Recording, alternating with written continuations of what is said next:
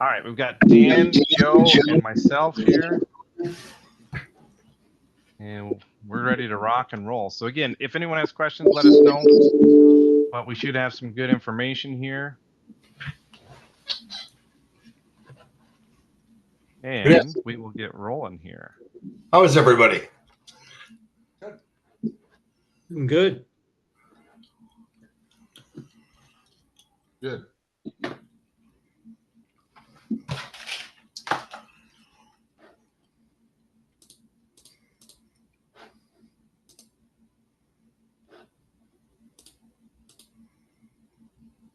All right. Can everyone, oops. What the heck just happened here? Sorry, little technical difficulty.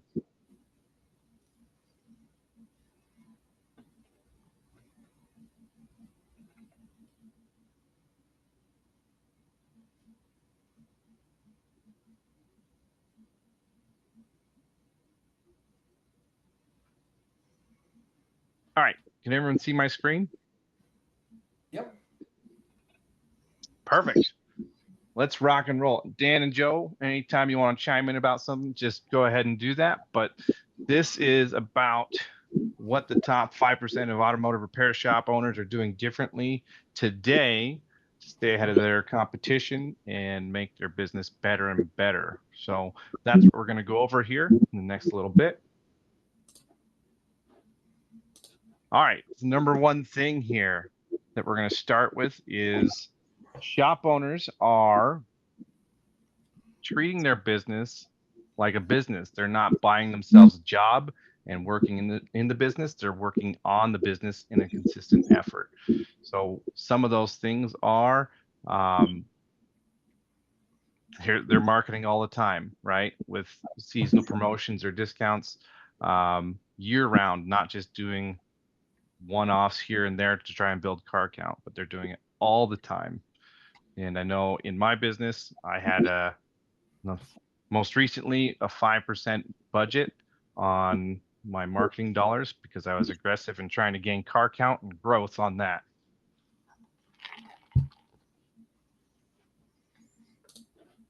Next thing, Dan Buss knows a lot about this, world-class customer experience. So what are you doing to make your customer experience better than everyone else's? You really need to be personalized on it, remembering customer preferences, making sure you have the vehicle history, following up after the service, sending appointment reminders out, all this stuff to enhance communication and transparency with your customers. So provide proactive communication using text updates, video inspections, setting clear expectations of needed repairs. Your showroom and your shop need to be clean. They need to smell good. Shouldn't have a lot of grease and grime sitting around. Comfortable waiting area. Amenities that surprise and delight. I know we've got some guys in pro service that are providing water bottles and warm cookies and all sorts of things, little gifts for people, but that makes all the difference in the world. And then you need to have that trust. Build trust with your customers. Do what's best for them and the business.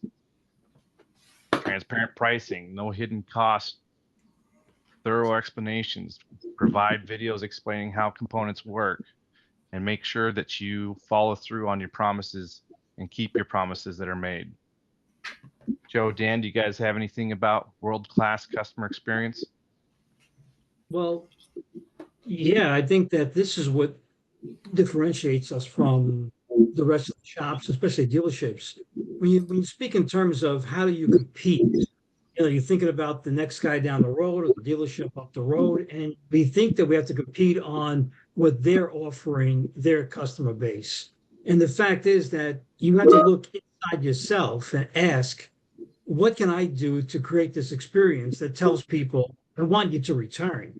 So to your point, Nick, when you provide that world-class experience, that really when they walk away with that good feeling that I want to return, that's what it's all about. So don't look to the competition to mimic them or do what they're doing. Find out what you can do like we always say, 6 months down the road, the customer is not going to remember the oxygen sensor or those front brakes, but they will remember how they felt when they left your shop. So, world-class experience is probably number one, and the top percentage of shops that are getting it, they know that they have to provide that. Absolutely. I think, not only the amenities, and because you can offer every amenity, if you're not giving the client the best possible service and you're not handling the vehicle properly or handling them properly, all those amenities don't matter. I'll tell you a funny story. I brought my 4Runner in for a simple 10,000 mile Toyota Care, paid for by Toyota maintenance service, and I've been back 5 times since a simple 10,000 mile service. They scratched all my wheels, then they redid the wheels.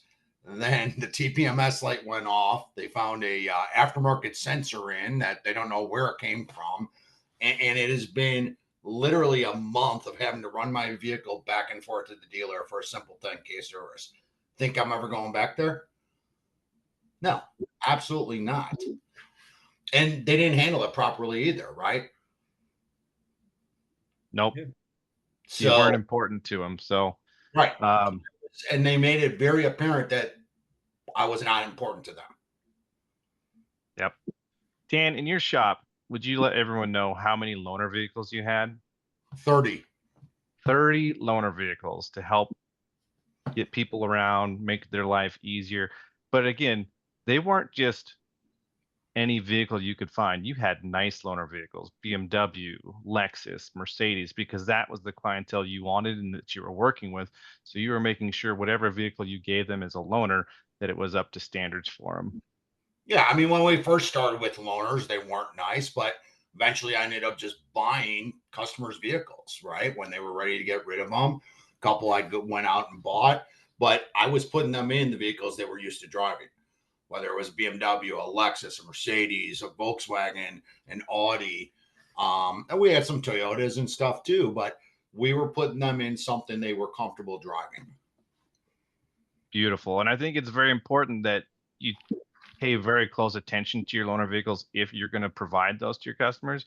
Because if you don't provide a good experience with the loaner vehicle where you've got a check engine light on or it's dirty, I mean, that sends the wrong message to your customer. So it is something that you should certainly have a process in place for and provide, direction to whoever's responsible for ensuring that car is clean and ready to go, up to date on your maintenance and all that. Yeah, I mean, don't put them in a car that's not spotless, that's got rust, that's, it's not going to be a good outcome. Yep. All right. The next thing here, building systems and processes. I like to refer to this as the McDonald's model because they really did a really nice job on that. And that's how they grew their business so big. So you need to create standardized workflows. So detailed documented processes for scheduling, vehicle inspections, repairs that everyone follows consistently. And that's a level of accountability you need to hold with your team. But it also helps ensure quality control, and it helps very much so eliminate the chaos that plagues underperforming shops. In pro service, we do a lot of R&D, so we all share our processes, and that helps us rate them in a much faster manner and increase the level that pro service provides. All right. Defined roles and responsibilities.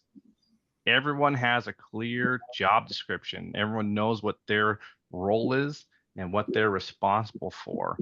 That way it eliminates confusion and inefficiency. You can cross-train people in case someone's sick or, family emergency, day off, things like that. But when certain people are there, everyone knows what their role is and what their seat on the bus, and they stay in their lane and take care of it. And then measurable outcomes. So how do you measure success? How do you measure how satisfied your customers are? You have to have certain KPIs or key performance indicators, and you have to continue to refine your process. You need to send follow-ups to your customers and asking for their feedback. Google is a great thing to help measure success, but you're not hitting all the customers that you need to. A lot of times, you get your most upset customers that are much more likely to post a review on Google, as opposed to you actually reaching out to the 90% of customers that were happy, but they just didn't think about leaving a review for you. So it's very important to ask for their feedback over and over again to make sure you're hitting the mark. And a lot of the CRM platforms will help you do that. So make sure you do that. And I think having the right processes and systems in place, again, goes back to exceptional customer service. And the way the cargo flows through, the timeliness of you having the car, the way the customer is serviced from the appointment to the pickup is a process. And the end expectation is how the customer is getting serviced. Yep, absolutely. There's so many things you can incorporate into that process, things as simple as just backing a customer's car into a parking spot so it's easy for them to leave when they're ready. Yeah. A lot less risk for them running into another vehicle as they're backing out. Just small things like that. Walking them to the vehicle, pulling the floor mat out of the vehicle, just the little simple things, opening the door when you see them walking in from the parking lot. Those little things are part of the process and make the difference in you being exceptional above everybody else. I think that another point to processes and customer experience is everyone has their own way of doing things. And that's good and it's not good. And in a business, you need to take those variables out of the equation and bring consistency to your processes. So you have a clearly defined written responsibilities, job roles. This eliminates the variation. I mean, I don't want to handcuff anyone and tell them they can't think on their own, but you need some sort of a process that has more consistency. Like you pointed out, taking the floor mat out, showing them, walking them to their car or holding the door for them. These are things that everybody knows they should be doing them, but is everyone doing them on a consistent basis? So when you have processes, and you point to McDonald's, which is a perfect example, they're taking the variables out of what's inherent within people and trying to get a whole series of processes that make sense that the consumer can actually pick up on and say, wow, that's good. I like what I'm seeing. Yep. Yeah, you should have processes in place from beginning to end. I mean, even to test drive routes. You should have formatted test drive routes, right? So if your client sees their car driving down the road and they call you up and say, hey, who's driving my car? Well, that would be your technician, and he's taking this route because he's trying to get a test drive in to listen to your rattle. It's every little thing makes a difference. Yep, absolutely. Well said. Next item here, marketing mastery, right? Consistency and customer focus. So it's important to market consistently. I'm saying 365 days a year, not just during slow times or holidays. However, it's also very important to measure your marketing efforts, right? So if you're putting out a coupon or some sort of promotion, you need to create something in your point of sale to whenever someone uses that, you select that, and then you can go back and see how much you spent on it and what kind of ROI you received on that marketing effort. Okay. And then we also really want to focus on our customer retention. It's a lot less expensive to retain our customers, one with marketing efforts, number two with our customer experience, than it is to attract and attain new customers. All right. And we know that all the newer generations coming up love video content. So it's time to start producing content on social media, on YouTube, TV commercials, all that. They love video content. And it doesn't have to be anything that's very technical. You can show them all sorts of stuff. You can even have your team dancing because they're celebrating a great day. It's just getting your name out there, making sure you're top of mind. Know that your team is very happy in providing the service that you guys offer, and it just makes it better. So, And you can Joe, utilize go ahead, Dan. videos just like billboard marketing. Just constantly, you don't have to get into the details. Just get them to know who you are. People are on their phones over 6 hours every day. Get constant contact out there, or constant connections out there, constant videos out there. Just do some silly stuff sometimes, right? You're going to get followers, and they're going to think about you when they need service. At the end of the day, people do business with people.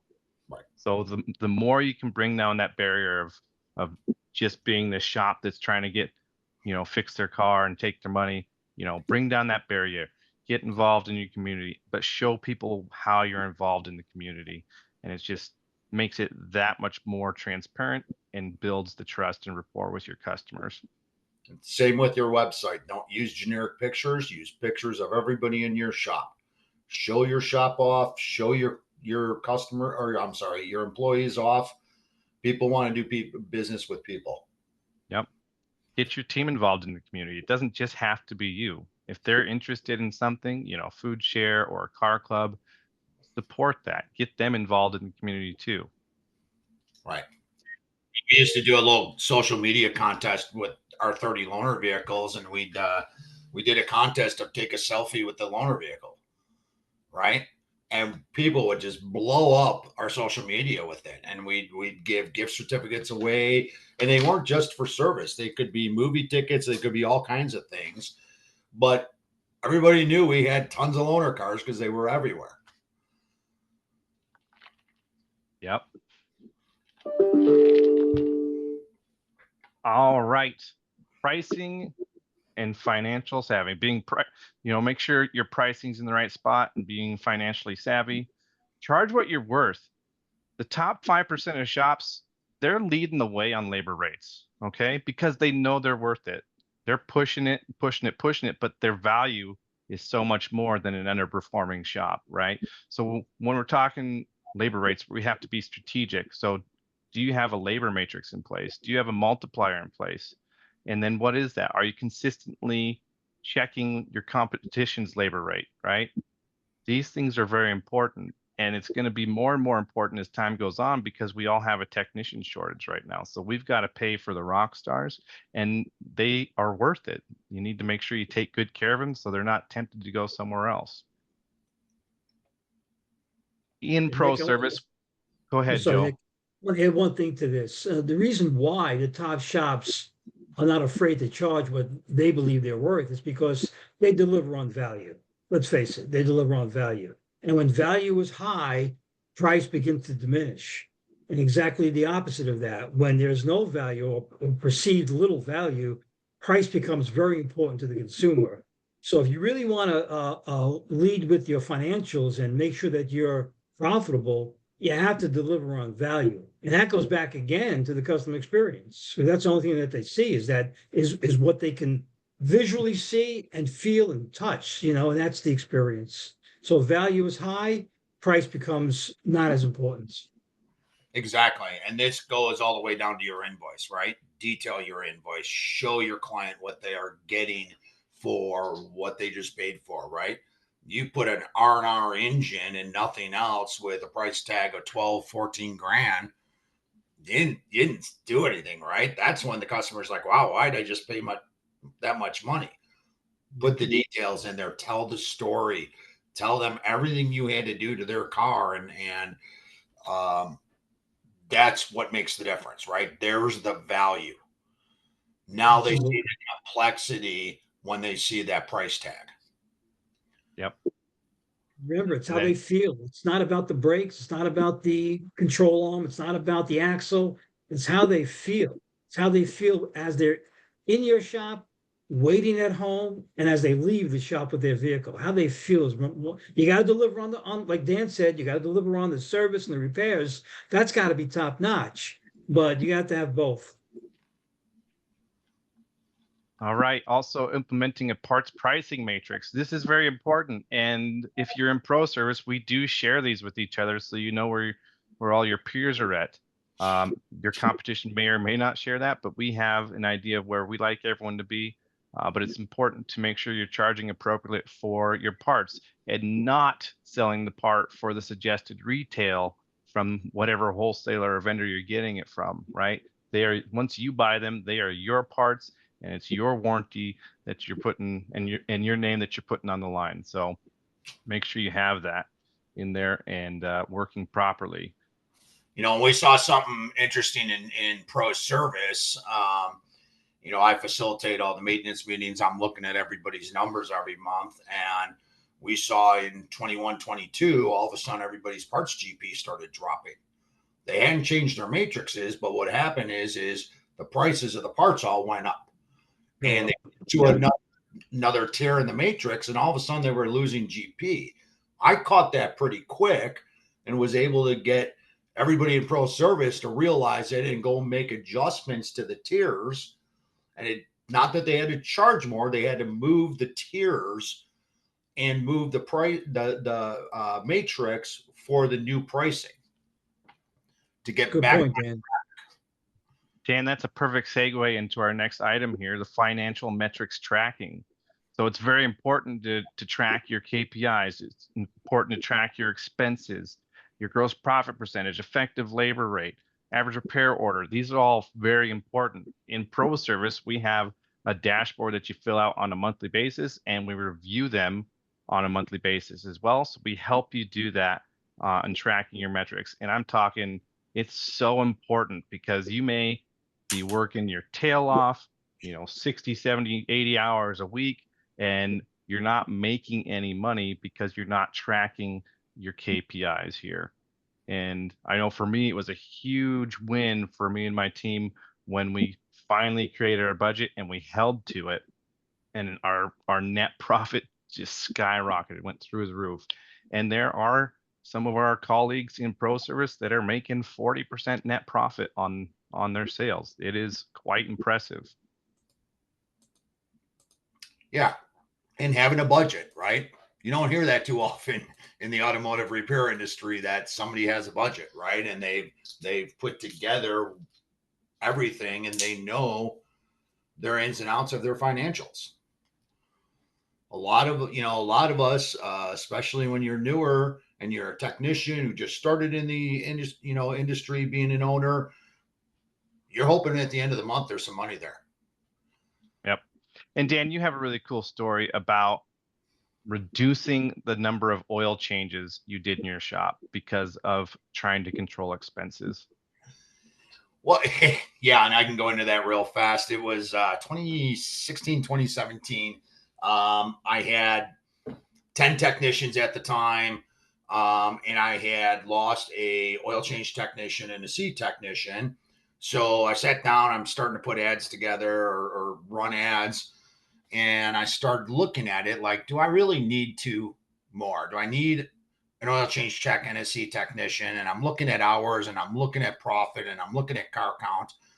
And I realized that I was putting 120 cars a month through my shop at absolutely no profit because we were doing 6 to 8 Wader oil changes a day. So I started doing the math and figured out that I don't need to add 2 more technicians. I need to stop doing Wader oil changes. So in our weekly meeting with the staff, I presented this and they were not happy. They're like, you can't drop car count 120 cars. There's not going to be any work out of the other cars and blah, blah, blah. As we always did, we tried it. If it didn't work, we go back. So we dropped doing Wader oil changes, dropped our car count about 100 to 120 cars a month, and our net profit went up 35%. That's incredible. Now I wouldn't recommend it if you're trying to grow your shop and you need more car count, but we were really well established at the time and we were busy every single day of the week and every loaner car was out there and we tried it. But knowing my KPIs and crunching those numbers made a big difference. and everybody worked a lot less. I mean, it was a lot less effort with less than 120 cars. When you're washing every single car with service and you've got 4 porters working, I mean, it took a load off. Quick question and a virtual high five for anyone who gets the answer. Does anyone know what your largest controllable expense is?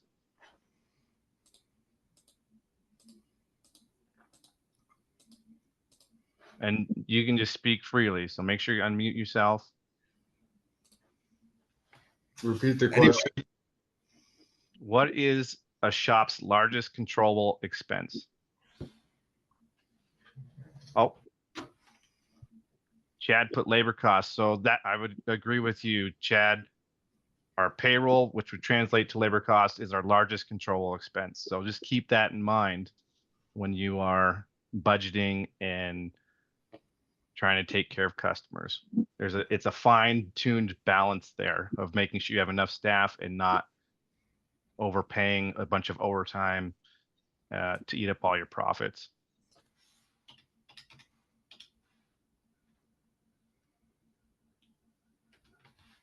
All right. Leadership. What does that mean? Leadership needs to build the future leaders or leaders of their departments, right? So culture and leadership is so important. And the top 5% of shops are pretty darn good at it. They're always trying to improve it because it is a moving target, as always. But making sure that you become an owner and you work on your business, and your job is really to build up your team, right? Not to micromanage everyone and everything they're doing. So you have to invest in training, meet with your team on a regular basis. Some people do a daily morning huddle. Some people do weekly meetings, monthly meetings.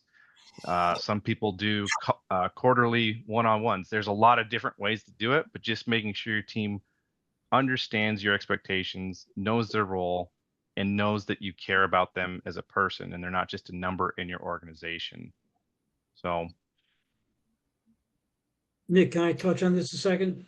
yeah, absolutely, Joe. Thank you. You know, this is an area of leadership that was so different when I go back when I first started. And that was 500,000 years ago. But back then we all know it was my way or the highway. There was no real leader. There was a boss or manager, and they just told people what to do, and they were the supreme decision makers. Well, it's not that way anymore, and it wasn't even like it was accepted years ago. It was accepted to a certain degree, but I don't know if it was truly the right way to manage people. So moving forward now, like you said, Nick, the top 5% of the best shops around understand that the owner or the manager, or the people that are in key positions have to become leaders. They have to understand the individual. They have to try to bring out the best in the individual by understanding the particular needs of everyone. It's not about the top person, not about the boss or the manager. It's about how can we get this team,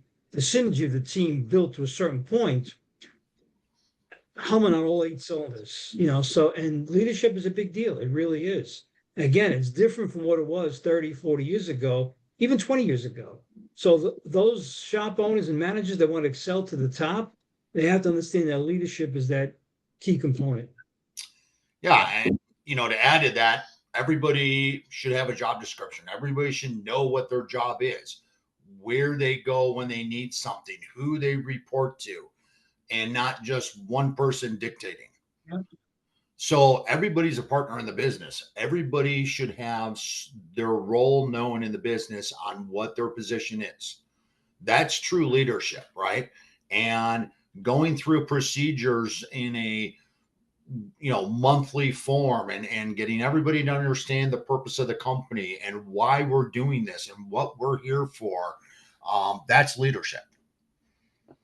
Yep. I love that, Dan. You mentioned involving your team because that's so important, because they may see something you don't, right? They may see how to make a process better. They may know that a piece of equipment is getting ready to fail and it needs to be replaced. So, or they might have a great idea how to make your company more profitable. So Right. There's a lot of smart people. So involve them in those conversations and those decisions. If you're not having routine shop meetings, having an open format, having discussions about improvements to the shop, you're not gonna continue to grow, right? You're just not. You need that team. You hired them for a reason. You need that team's input to make your business better. Mm-hmm.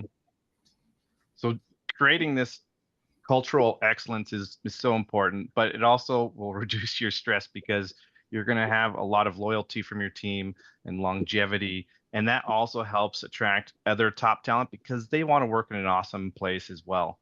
And then customers like consistency. So if they see the same face over and over again, year over year, that improves their experience as well. They become more familiar with who they are, probably would know that customer on a first name basis, and really understand, their life and their family's needs. And, maybe they're going to a soccer tournament or something that weekend, and they know that they can trust you. So very important.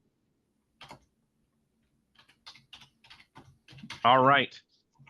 This is one of my favorite things. I was part of a peer group in my business for 12 years, believe it or not.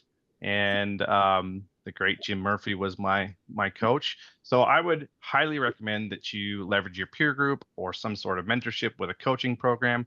Elite offers a coaching, one-on-one coaching and peer groups. And this was a game changer for me because it had another level of accountability for me. I had to accomplish what I said I was going to do because my peers would harass me if I didn't. So, but they made me better, right? It made my business better. It made me a better leader. If I had issues, I could reach out to any one of them and they would be willing to help me. In fact, they would even come to my shop if I needed help. They would fly out on their own dime and help me solve whatever challenge I was facing at that point in time. And I can tell you, my family business was around for 45 years, but we didn't make very much money before we joined a peer group. And so it was stressful. And but once we joined a peer group, we increased our profitability, we increased our employee retention, our customer retention, and we're able to invest in the business a lot more and grow it from 2 locations to 4 locations in a fairly short amount of time.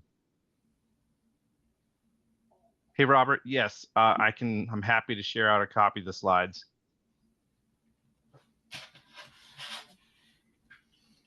Dan, Joe, anything about coaching? Joe, you're more on the one-on-one coaching side, so let's hear your thoughts. I was involved with Elite. To your point too, same situation. For the first 10 years in business, I struggled really greatly with my business.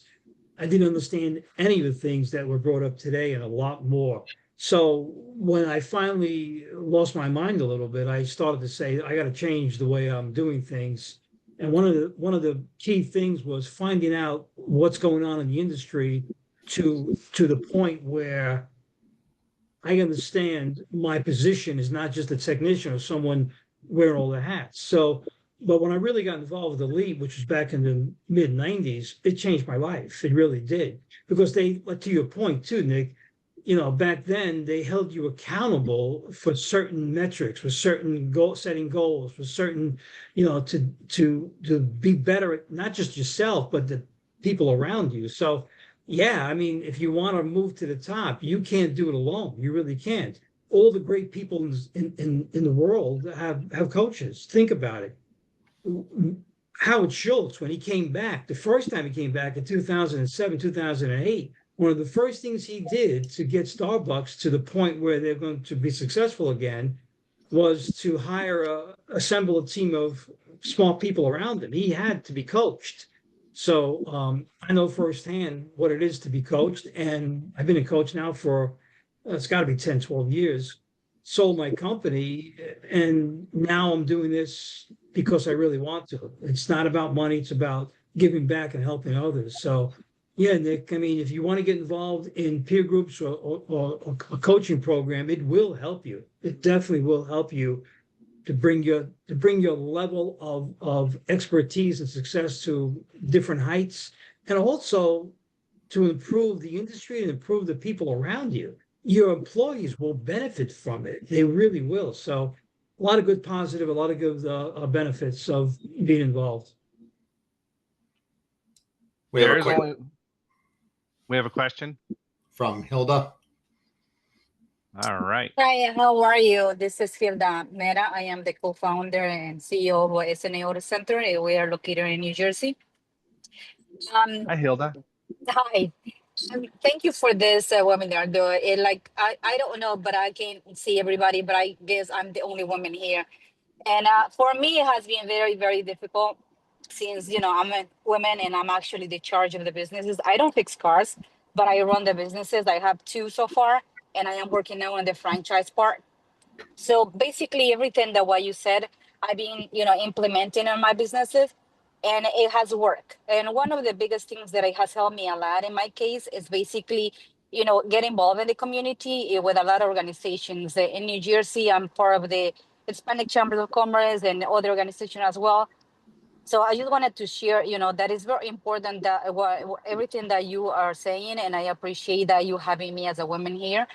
But it is kind of difficult because have a shorter of technicians, and like in my case, it's very very difficult to find someone that wants to join our team, and especially when they find out that a woman is leading the company.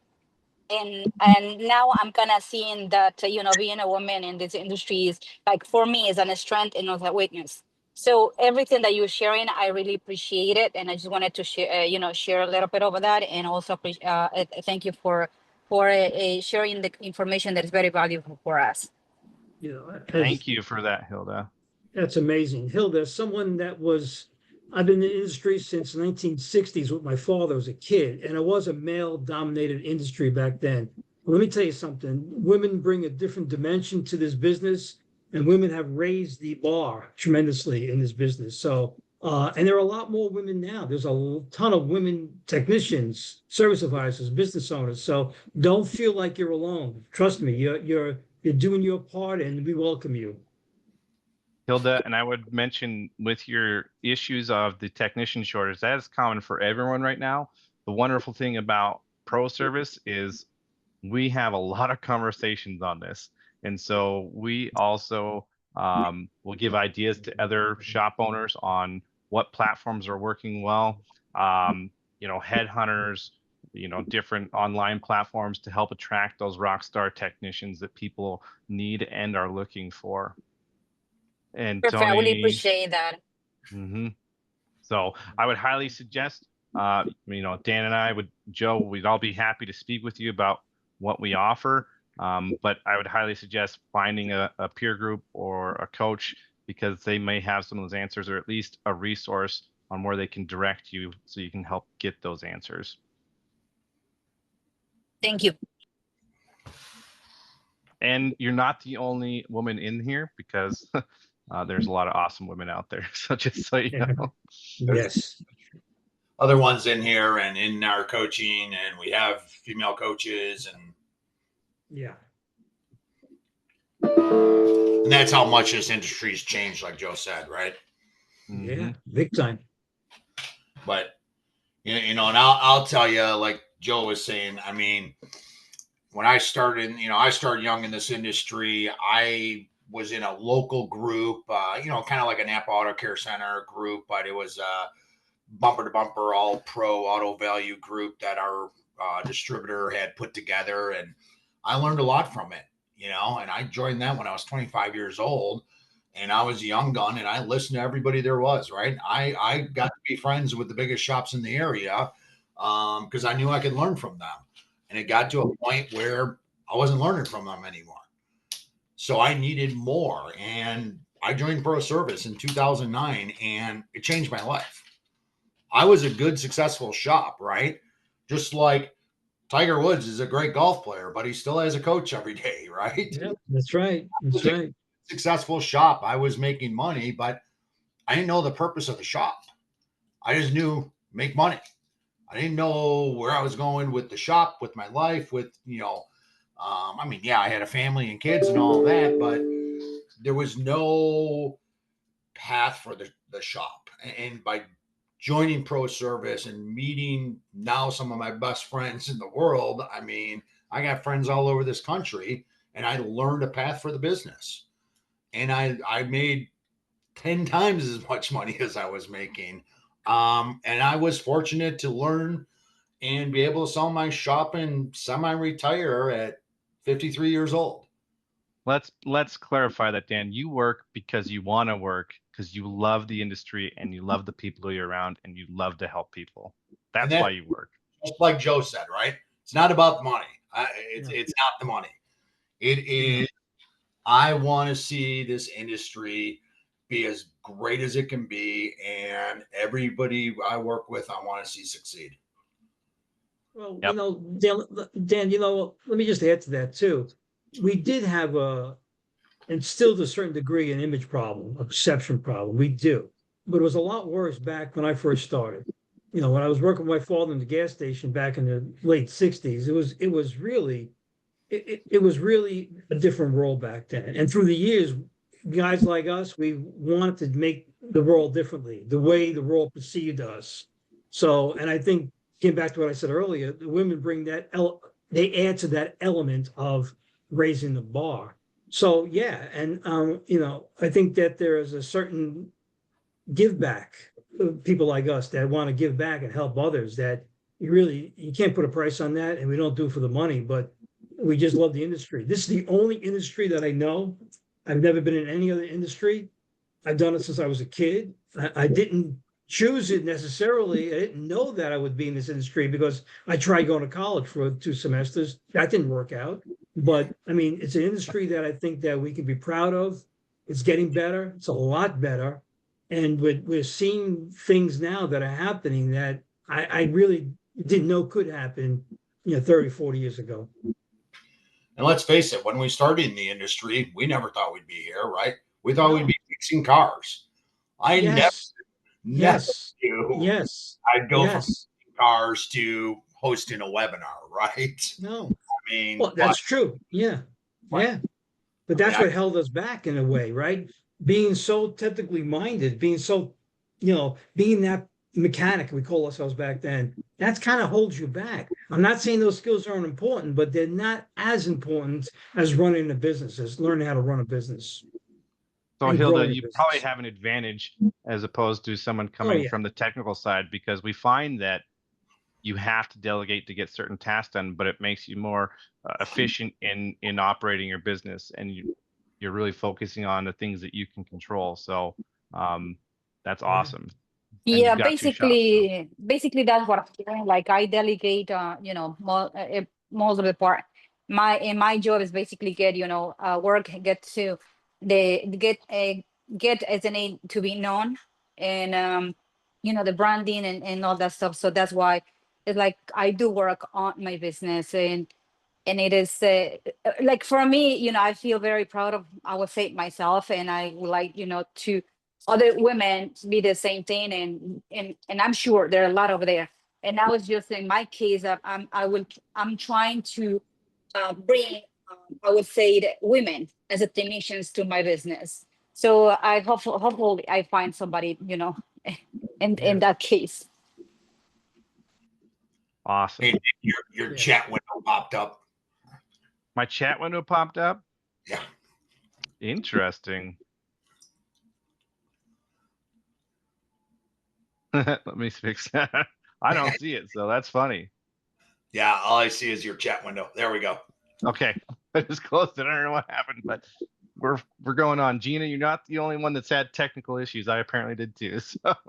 Okay. Anyways, Gina, we will send out the recording after this so you can watch it again. Again, if anyone wants to learn more about Elite and Pro Service, we're all happy to speak with you. Dan, if you could send the link in the chat that Sarah shared with you in Teams, that would be great. And that way you can schedule a call with any of us. So it'd be wonderful. Anyways, we have some strategies you can apply right now to help elevate your business. And the first one is just standardize customer interactions. So document your ideal customer journey, how you want it to look. And this is actually a project we are working on in Pro Service right now. but you want to start from the initial call or the initial time a person walks through your door, all the way through the follow-up process, and just how the best way it would look for you and your organization. So create scripts, create checklists, quality control measures for every touch point. Very important. Okay.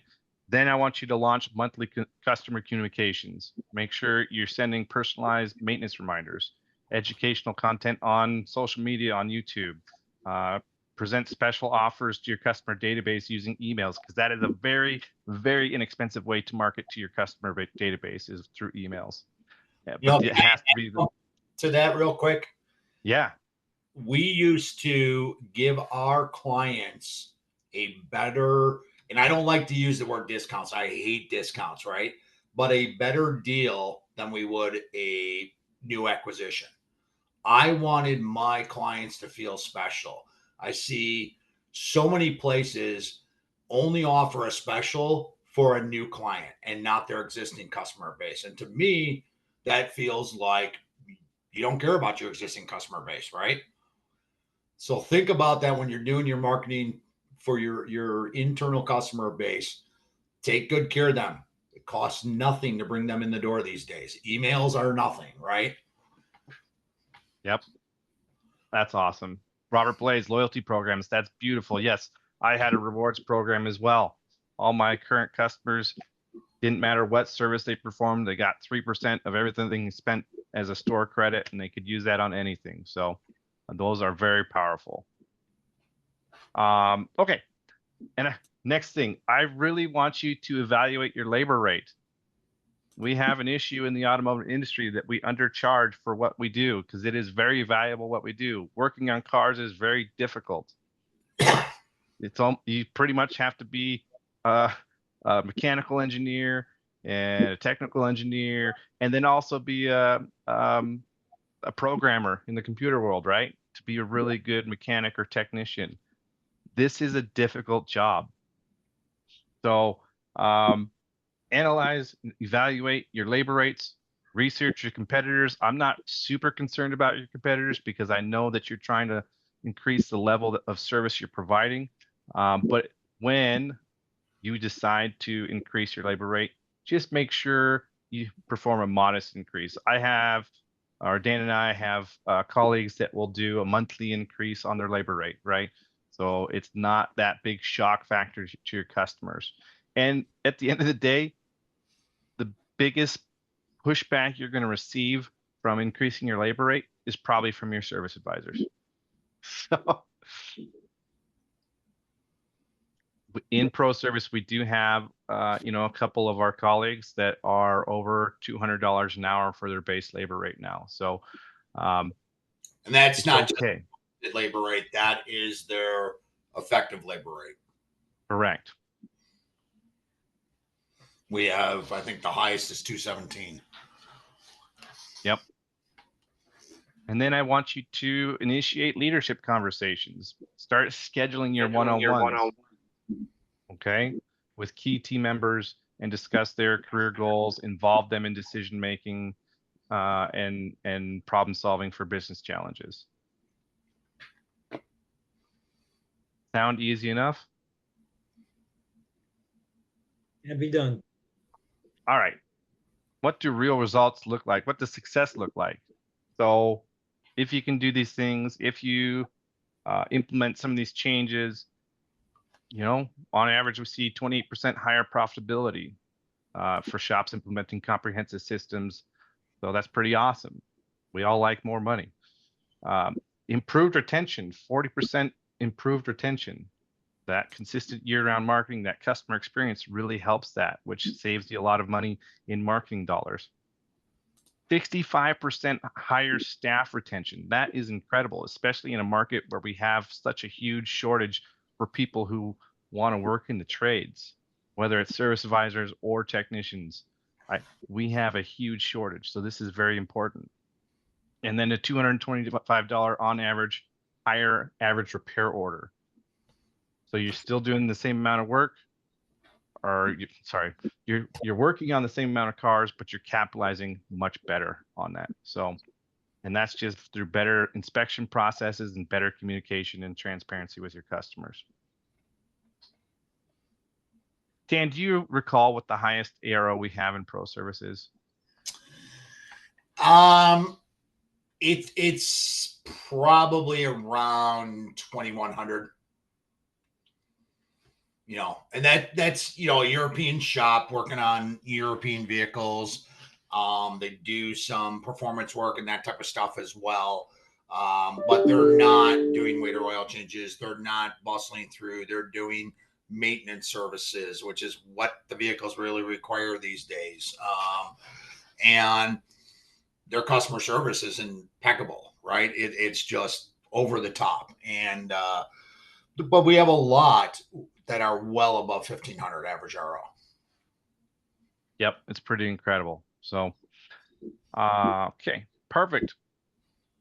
All right, next steps to join the top 5%. Build your systems, develop leadership, leverage your data for KPI tracking, join a peer group. That's Dan and I, or you can join one-on-one coaching with Joe. And he's got some other great people working with him over there. And then implement consistency. These are the 5 keys that you need to focus on as a business owner. Okay. Again, I'm Nick Fox. I'm part of Pro Service. Dan Buss, my counterpart. We've both sold our businesses in the last 5 years. So I had a incredible opportunity. I know I'm not old enough to sell my business, but I just couldn't turn it down. So, but again, now I get to help people change their lives, and I'm having a ball doing it. I would love to hang out with a lot of you that attended this today. I know Dan would as well. And so if you are interested in learning more about any of the programs we have to offer, there's no cost to talk to us, okay? There's a calendar link in the chat function, and we'd love to talk to you.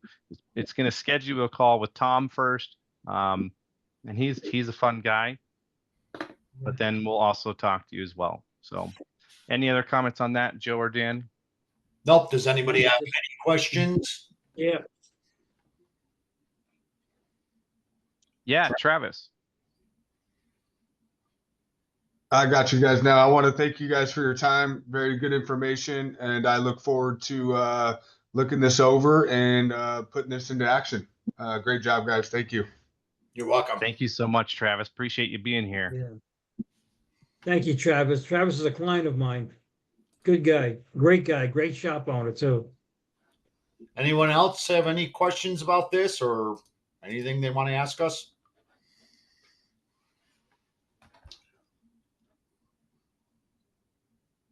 Okay. Oh, you guys are easy today. Thank you so much. Very easy. Perfect. Again, don't hesitate to reach out to any of us. We are here to help. Thank you so much, everyone. Enjoy the rest of your day. And oh, Tony, you just typed in the number. You're welcome. Thank you. We'll talk to everyone soon, hopefully. Okay. Okay. Thanks, everybody. Thank you. Bye Thank now. you. Have a great day.